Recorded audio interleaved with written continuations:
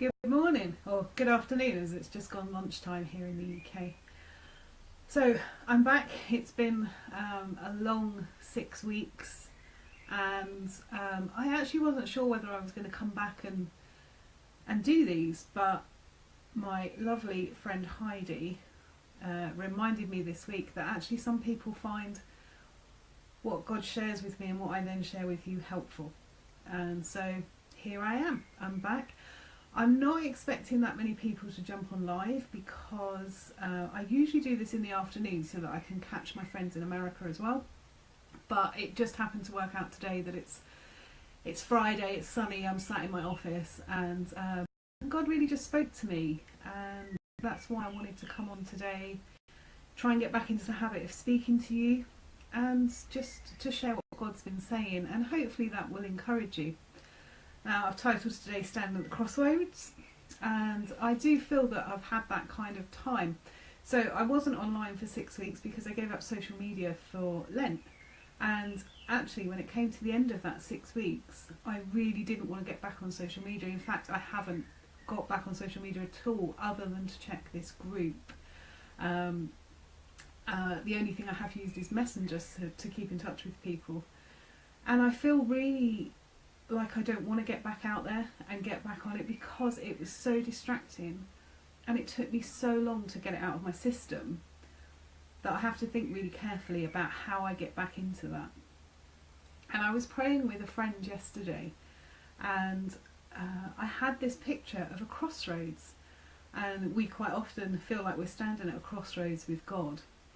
And in this picture I was stood at one junction, and the crossroads that goes this way from left to right in front of me, that road was a main road, a big road and a busy road, and it was full of traffic that was going fast, and it was very busy, and people were really getting there. You know, it was the direct route into the city or wherever it was they were going. And as I looked over these lines of traffic and over to the other side of the crossroads opposite me, what I could see was just this, hi Heidi, I can see that you've just jumped online. Thank you so much for your encouragement. You always question whether or not you should do these things for God, and you just gave me that encouragement that I needed, and you were there listening to God and prompting me on. So anyway, sorry, back to my crossroads. So as I looked across this line of traffic of this busy road going left to right, on the other side of the crossroads opposite me was this, it almost wasn't a road at all, it was a dirt road. I live in Devon in the countryside, and there's one of these roads that I have to drive actually that is very narrow. You think it's for two, it is actually for two cars, but you can only fit one down it at a time. And it actually has grass growing up in the middle, so it's not a very well used road, it's a very narrow road. And this road that I could see was a very windy road and full of potholes, and as I say, it wasn't tarmacked. So do you know what, that's going to be a slow road. But I also knew that that was God's road, and that the road going left to right was the world's road.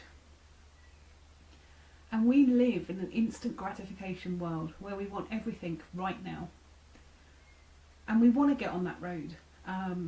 We've actually been going through quite a stressful time right now. We've just sold our house just this week. So Easter was actually quite a busy time for us. It sold within a week, which really surprised us. It's really unsettling. We're now trying to find somewhere to move to. And I've just been pushing forward. I want to get on that main road and find the house and get moved and get it sorted. And actually, God really spoke to me about this yesterday, and was just like, slow down, I've got it. Because we don't need things instantaneously, but the world says that we do. And we think we want them instantaneously, but God says wait. And being still in a world that moves so quickly is just so hard. So as I stood at this crossroads in this picture in my mind, and wanting to jump into that fast traffic to get to my destination as quickly as possible, I was just reminded of that verse that says, do not look to the left or the right. And that's actually from Proverbs. And so as I sat with that verse this morning and looked at it, I noticed that before that, it starts off, it's Proverbs 4, and it starts in verse 25. And it says, let your eyes look straight ahead. Fix your gaze directly before you. And it is that looking straight ahead to the road that God has. Make level paths for your feet and take only ways that are firm. Do not swerve to the right or to the left. Keep your foot from evil. And that really made me think about the fact that that road may not look inviting, it may not look quick, it may not look like it's the most direct or the best route.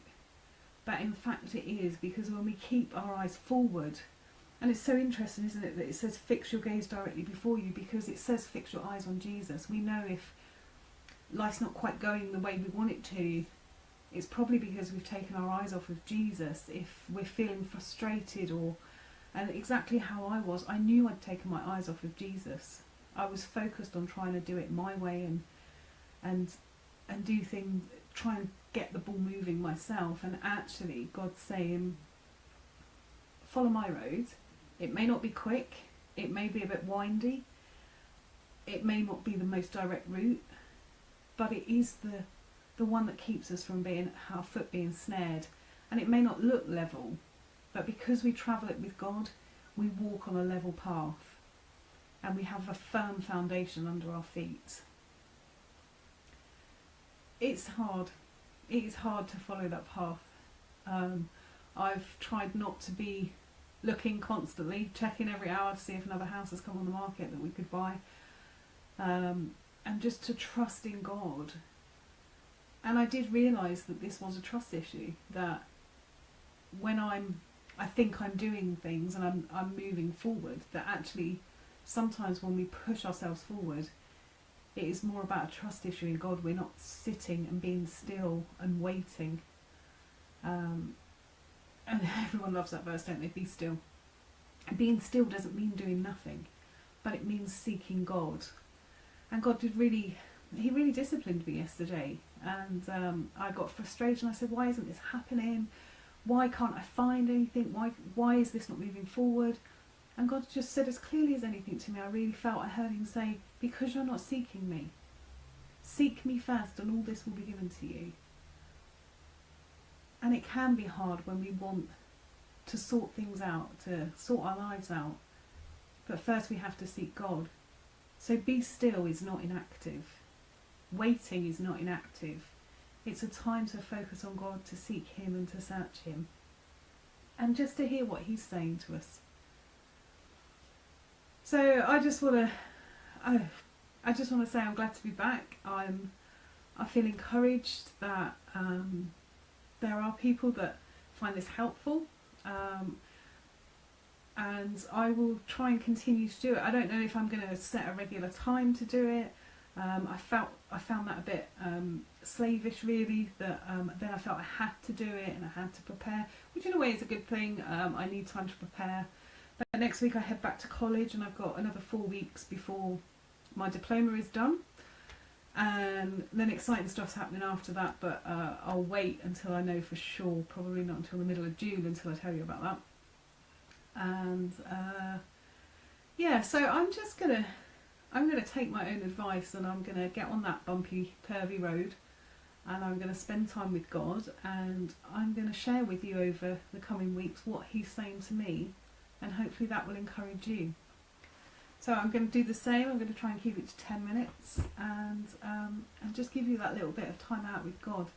Friday's quite a nice time. It's the end of the week. I did like Wednesday because it's midweek and a time to refocus back on God, but we'll just see how it goes. And but I will be here, and I'll be here to share what God's saying with you and just to support you and pray for you. So I will just pray for you. I thank you, Lord. I thank you for Heidi. I thank you for her encouragement, Lord. I thank you for the way she spurred me on. Your word says that we should encourage one another, and I just thank you for that. And I just pray, Lord, that these little snippets of your word would be an encouragement to others, that you would speak to people through it, and that you would just give us that time out, Lord, that 10 minutes in the middle of the week or in the middle of the day just to focus on you. So I pray God's blessing on all of you, whether you're watching now or later on, and I look forward to seeing you again next week. Take care.